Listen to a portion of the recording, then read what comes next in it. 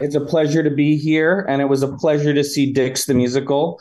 Thank you. Let's talk about what might be the toughest sell. How do you go from a stage musical of incestuous identical twins to a film adaptation? Well, that's the classic A24 pipeline. Hereditary started that way as a a little review. Show. Yeah, it's a little review. Show.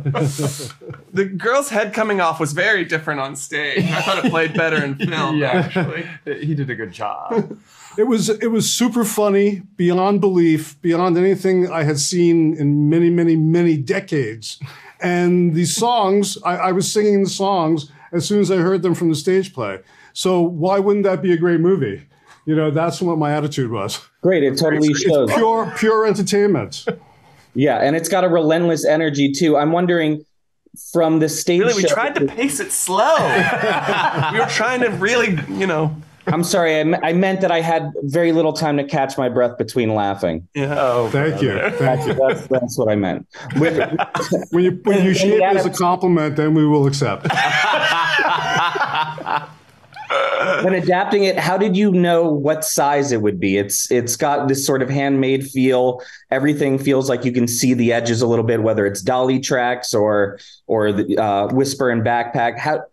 How do you conceive of this incestuous, hermetically sealed, horrible world? They give you very little money, and then you've got to figure it out from there, basically. So that's, why would they spend a lot of money on a movie like this? It'd be crazy, really, if you think about it. So I think having a limited budget was a good idea for us. An asset. Yes. Yeah. Think of the things we would have done with more money. This is what we did with less money. Page count can't be that long when you don't have the money. Larry was always big on the DNA being like, it needs to feel like you're in the room, like watching the movie happen. Right. And also that it should feel like a runaway train. So I think sometimes out of necessity comes inspiration. Very true. How much improvisation was there? Because I think the way you guys use the word fuck in that movie is so inventive. So creative. Well, actually, that's very Mamet. Yeah. We were inspired by David Mamet, of course. Well, these three guys right here are fantastic improvisers. Megan Mullally, they're just all great at it. Why wouldn't you want to tap into one of their great gifts? You know, they had so much material that they could generate, and they had no censors, no editors. They just let it go, and a lot of it was genius, and you have to sort of acknowledge. Yeah, there was improv, but there was a lot more of just sort of like fucking with each other. Right, right. And luckily everybody's pro, so you could come in and sort of like nail the lines in a take and then be like, all right, now let's fuck around a little. And those takes are in the movie. Yes. Yeah, well, and some of my favorite jokes in the movie are tags and scenes that were obviously improvised. Yes, yes, definitely. Bowen, how did they trick you into playing God?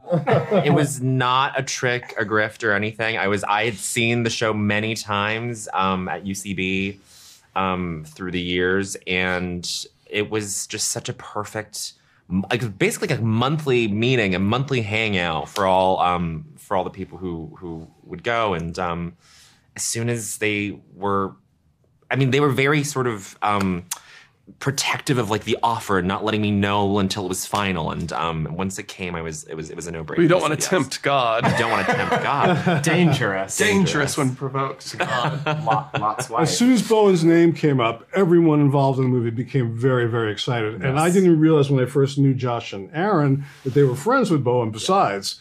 So it was, again, all these things were just kind of like very kismet-like moments that made the movie what it was, you know. Yeah, Bowen's our Nepo baby. I am. Bowen is our daughter. She's still breastfeeding. One of those weird things where the daughter got more famous than the parents. I don't know how that happened. You're my Judy and Vicente. I gotta know, how did Whisper and Backpack come? Where did that come from? Well, they were discoveries. You know, they're actors. They live. They're working the beat. and they've been in the business for so long, and no one's giving them a chance. We just wanted to give them their due, really, because they're two of the hardest They working came little in. guys. They came in, and we had an audition, and they won the part. We read a lot of people. Adam Driver, we read for Backpack. People came in outfits, you know, in costumes, but Right. they were the real things. Yeah. So, you know. There's an authenticity, I think, to them that you really reads on screen. Representation matters. Well, it's a wonderful movie. I believe we're out of time, but thanks so much for taking time to speak with me. I loved it. And Thank you. hope it gets the audience it deserves. Thank you very much. you, Howard. I appreciate the time.